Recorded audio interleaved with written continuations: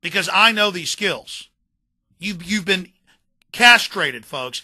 And when you don't know the land, when you don't know how to dig a well, when you don't know what you can eat in the woods, when you don't have storable food for your family, when you don't grow a garden and can it with your children, they're genetically designed to do this. They'll love it.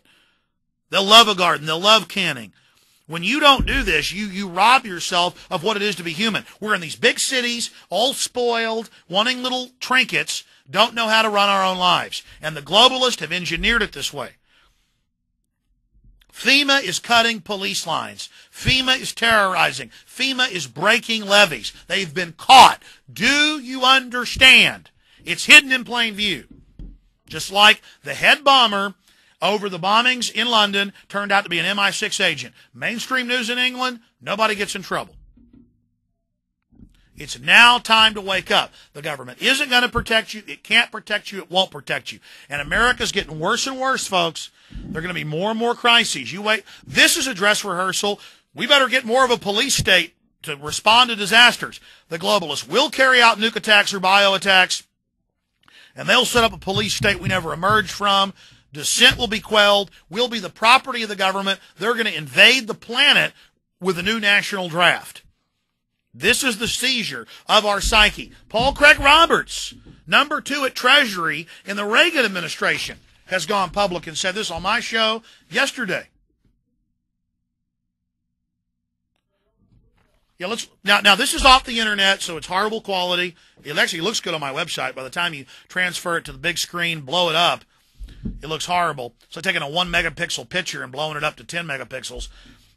But this is basically it's the parish president for the parish that by New Orleans, but they have parishes there. It's the equivalent of the mayor of one of the biggest cities in the U.S. So here he is, and notice at first he's reading off a script. He's looking down, reading off the FEMA script that everybody else is reading.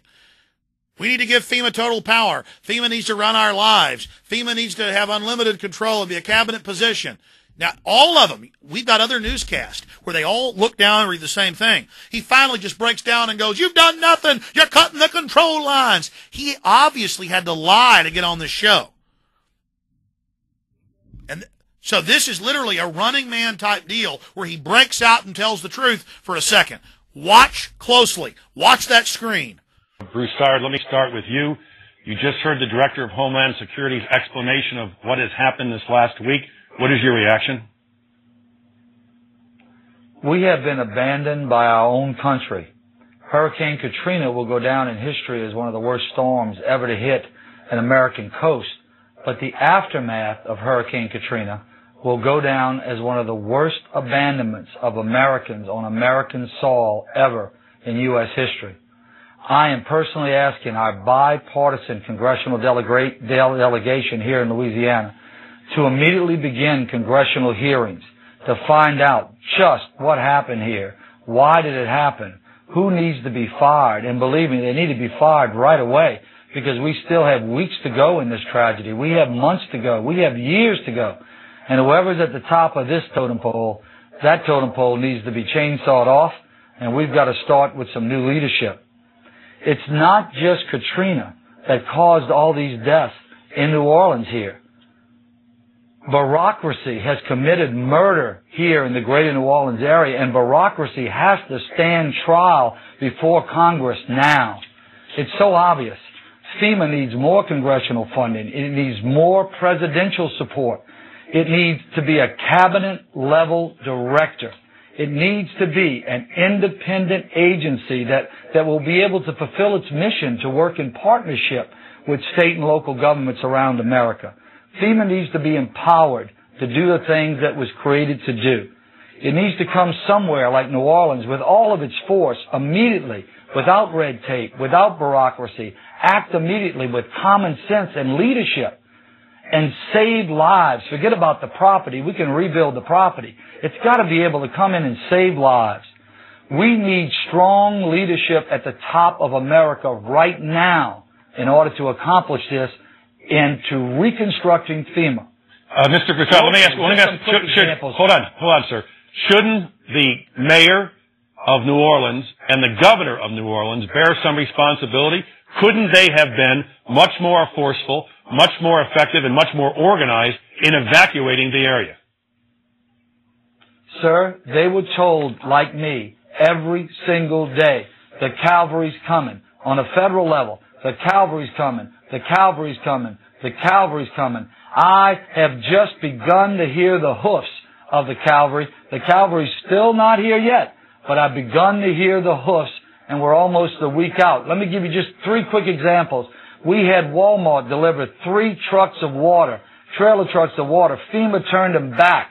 They said we didn't need them. This was a week ago. FEMA, we had 1,000 gallons of diesel fuel on a Coast Guard vessel docked in my parish. The Coast Guard said, come get the fuel right away. When we got there with our trucks, they got a word. FEMA says, don't give you the fuel. Yesterday, FEMA comes in and cuts all of our emergency communication lines. They cut them without notice. Our sheriff, Harry Lee, goes back in, he reconnects the line, he posts armed guards on our line and says no one's getting near these lines. Sheriff Harry Lee said that if American government would have responded like Walmart has responded, we wouldn't be in this crisis. But I want to thank Governor Blanco for all she's done and all her leadership. She sent in the National Guard.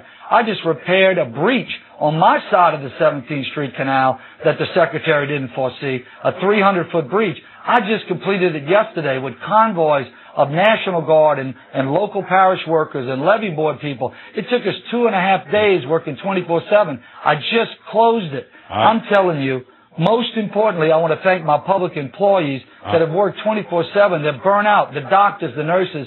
And I want to give you one last story, and I'll shut up and let you tell me whatever you want to tell me. The guy who runs this building I'm in, emergency management, he's responsible for everything. His mother was trapped in St. Bernard nursing home, and every day she called him and said, are you coming, son? Is somebody coming? And he said, yeah, Mama, somebody's coming to get you. Somebody's coming to get you on Tuesday. Somebody's coming to get you on Wednesday. Somebody's coming to get you on Thursday. Somebody's coming to get you on Friday. And she drowned it Friday night. She drowned it Friday night. Mr. President, nobody's coming to get it. Nobody's coming to get it. The Secretary has promised. Everybody's promised. They've had press conferences. I'm sick of the press conferences. For God's sakes, shut up and send us somebody.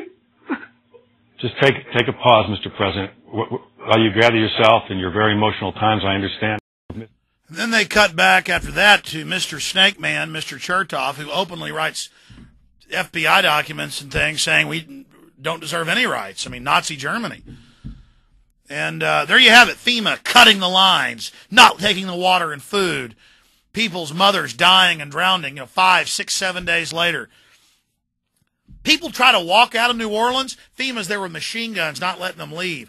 They made the crisis worse, so things would get worse, so they have an excuse to take over our society. Every time they, quote, screw up, they get more power and control. Folks, you don't want FEMA running your lives. Mainstream reports are saying that FEMA's making women give them sexual favors to leave the city. That's mainstream news. God bless you all.